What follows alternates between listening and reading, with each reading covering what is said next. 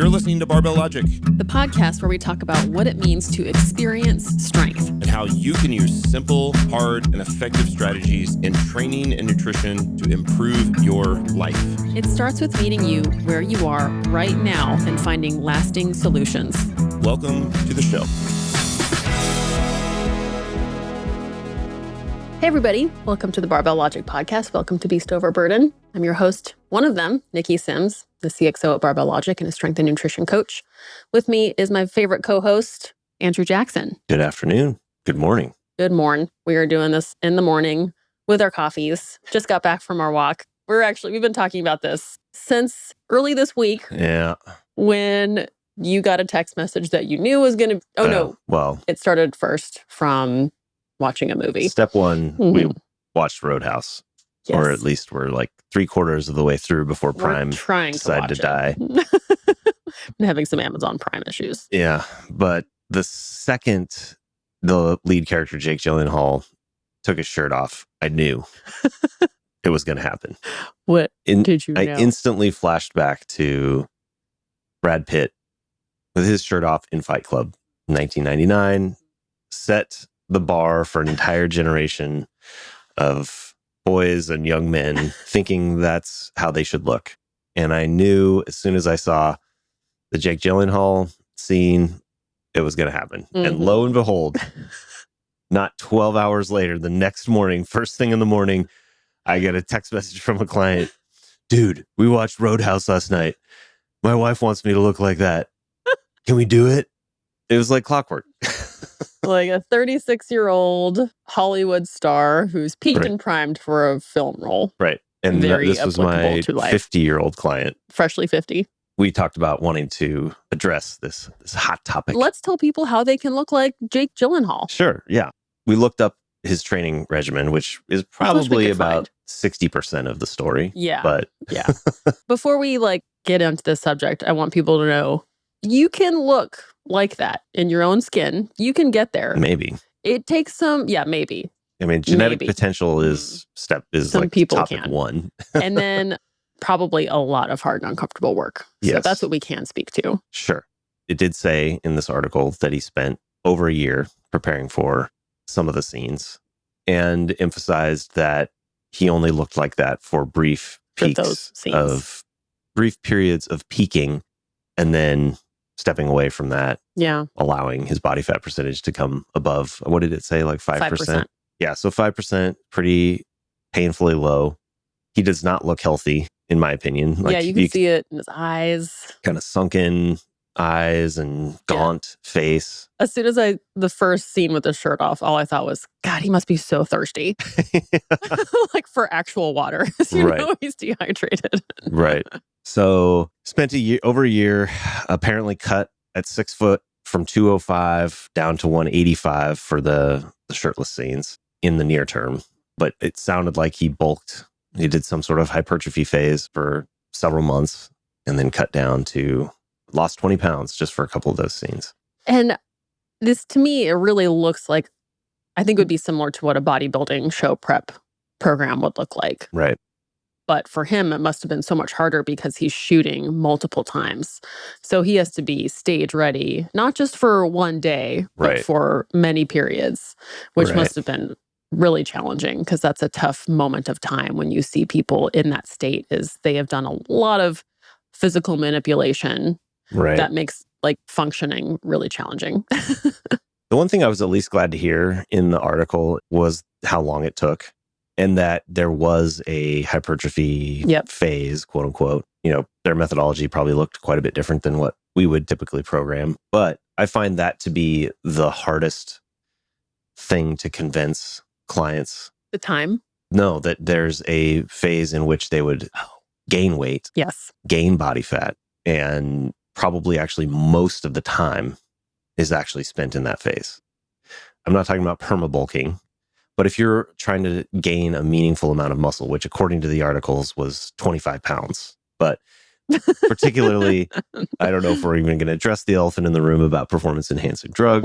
We don't know for sure, but we can safely assume. We can make an educated guess, which is fine. I don't blame him. I mean, if your livelihood and multi-million-dollar paycheck is on the line, hey, I'm not going to throw stones here. But most people aren't considering that aspect of it. But even if let's say he put on 25 pounds, regardless of what went into it, there had to be a significant period of time, probably on the order of 6 months out of that year, where he was gaining weight. And hardworking. Like, you still have to work hard. You don't just eat a lot of protein and take whatever and it just magically appears. Still a lot of hard work. And to optimize the amount of body fat, meaning not putting on a ton, you have to go slowly. We're talking probably a half pound to at most a pound of body weight a week.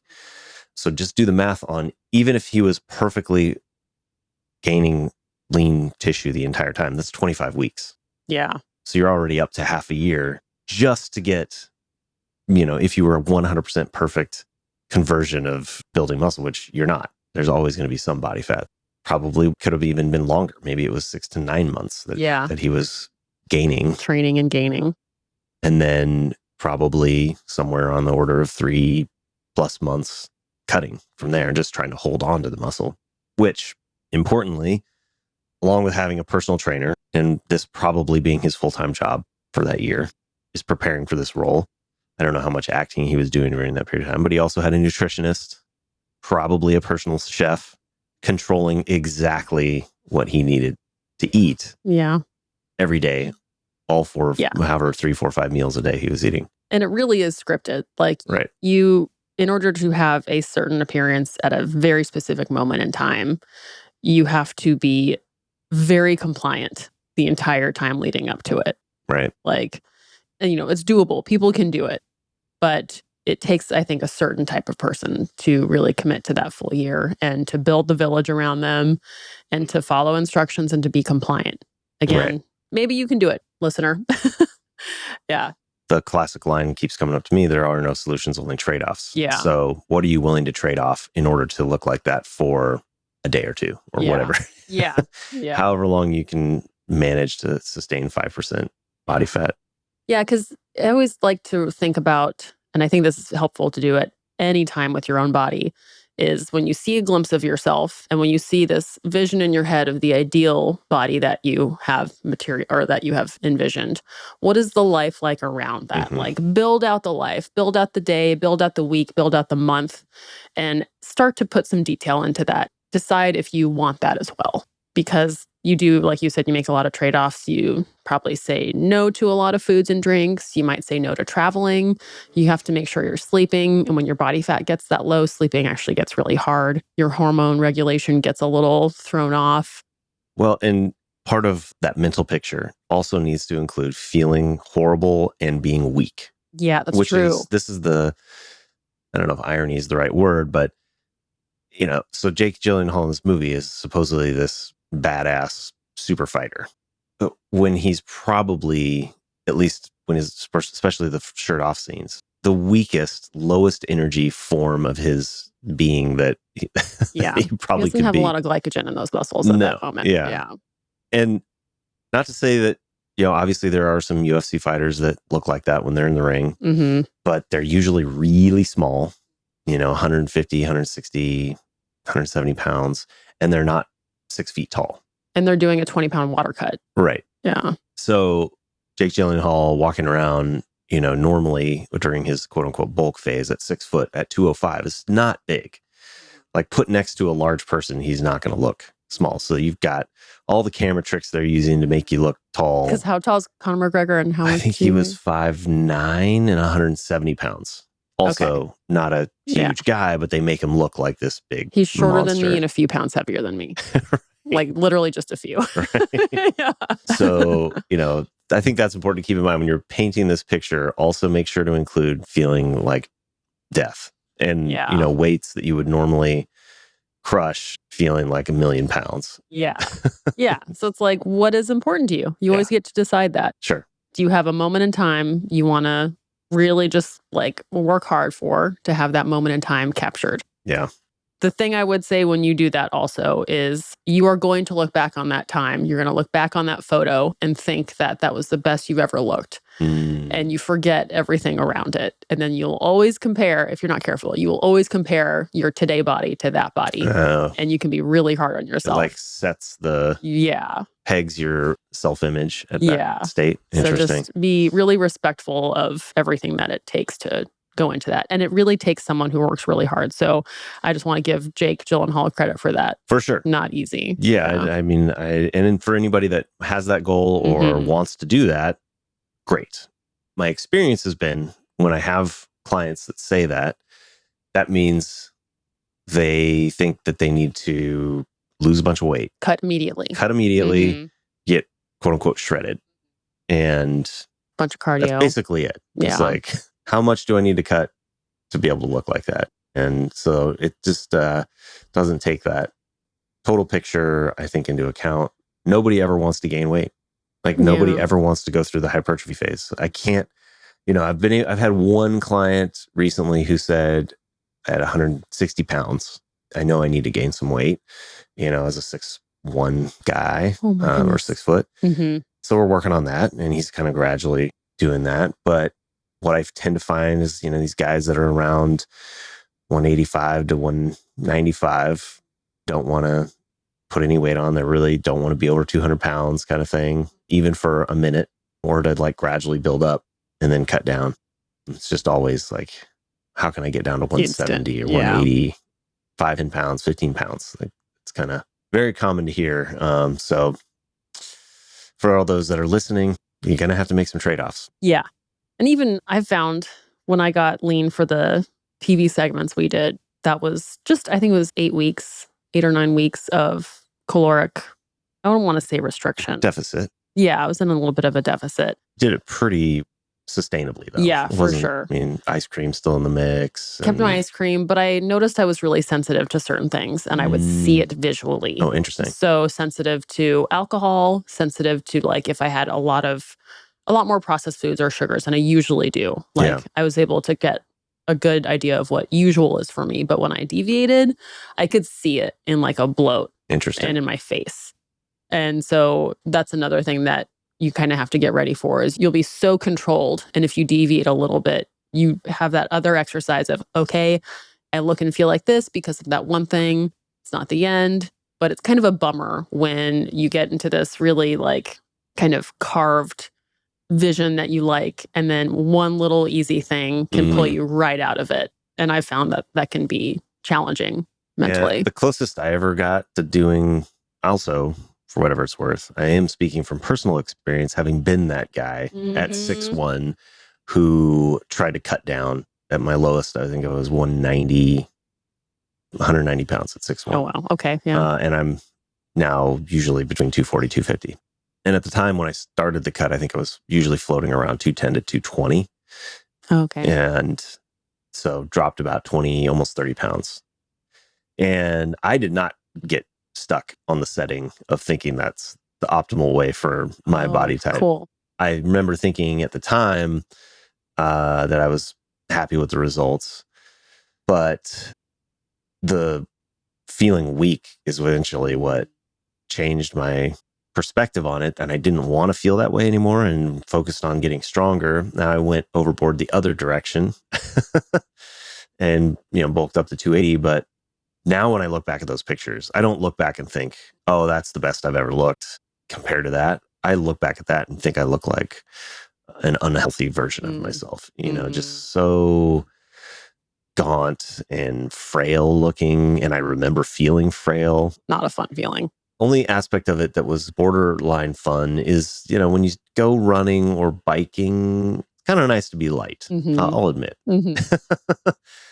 Running felt pretty good at that point in time compared to being at 240. Yeah, but I can imagine. So I'm not suggesting that everybody go out and put on 50 pounds, but be open or willing if you want to get cut and look jacked to some period of time where you're putting on some weight. I've been trying to work with more and more clients on doing like 3 to 6 month waves where you're ideally bulking on the longer end of that and then cutting on the shorter end of that and just sort of like modulating your body composition slowly rather than trying to get into a 6-week challenge or a 8-week challenge. Spread it out. Be willing to do both a deficit and a surplus. Enjoy both. Yep. Learn how to do both. Learn how to do both. It's like a skill. That's what I think is really the neat part of it, is you can learn how to manipulate your body composition, learn how to make the choices, learn how it feels. Yep. And then you have more power to be like, yes, I want to do that right now. No, I don't feel like doing that right now. But when I want to, I know I can. Exactly. Yeah. That's been a huge game changer. I think even for me in the last year or two, is it used to feel like, I had some target weight. And if I started drifting above that, it was almost like a panic feeling or like I'm failing feeling. But now I feel like, well, I know which levers to pull, like how to adjust my diet and which things to tighten up. And then I kind of drop into deficit for a few weeks. And it's more like I've got bumper lanes of weight where, if I start creeping up around 250, I know time to go into more of like my deficit gear, and then just kind of like watch the weight gradually come off a pound or so a week. Not like I'm watching it or tracking it, measuring it even. It's really just eyeballing. Yeah, you're pretty good at that. Watch the scale as long as I'm seeing the weight come down. But it's because I'm aware of what it feels like to be in a deficit, what my food choices look like. So I don't even measure anymore, really. Yeah. It's just like, I did do that for so long, and my structure is so consistent that I know kind of how to drive it. And but typically, as long as you're eating almost twice as much as I'm eating for protein when we're having a meal together, it seems to be a good gauge. General rule of thumb. Yeah. Before we wrap this up, I want to point out, you've heard us talk about the nutrition side of this, because that is the most important part about looking that way. Obviously you have to do some resistance training to build a muscle, but that won't make you look that shredded. Right. You need it, but the most important thing that's going to actually produce the aesthetic is the nutrition. It's going to be food manipulation and hydration manipulation. Yeah, I will put the asterisks in there that we're assuming our audience and we are strength training the entire time. And obviously during the hypertrophy phase, you need to be building muscle. So you're doing resistance training. And then during the deficit part, you're basically just trying to hold on to as much muscle as you can possibly. Yeah. And you're still doing physical activity. Yeah. Just while you feel like ass. The amount that you're going to be able to do actually goes down. Right. I think that's another, idea that you may not always think about, is when you start cutting, you may think that you need to do more to burn more calories, but you actually can't do as much. Right. Because your ability to recover becomes less optimal and you just don't have the energy in the moment to do it. Right. So you end up just wanting to sit down a lot. Yeah. I think one of the hardest parts is the psychological part of just not thinking about food. Mm-hmm. It's amazing. Hunger is one of those things. I'm sure it's some evolutionary thing that it's hard not to think about trying to get more food when you're hungry. Yeah. It's like your body just is in survival mode. Yeah. On so many levels. Also, make sure the people that are around you are ready. Good point. Because it's the way you're going to live for a year. Well, I hope, those that are interested. Yeah, you can do it. Mm-hmm. You can try to look like Jake Gyllenhaal. But really, I hope you just try to look like yourself and enjoy your body. Yeah. Whatever that means for you. But that's your advice for the day. We look forward to getting more questions about how you can do it. Thanks for listening. If you enjoyed this, we'd love a review. We'd love a share. And we will see you next week at Beast Overburden. Bye-bye. Bye-bye.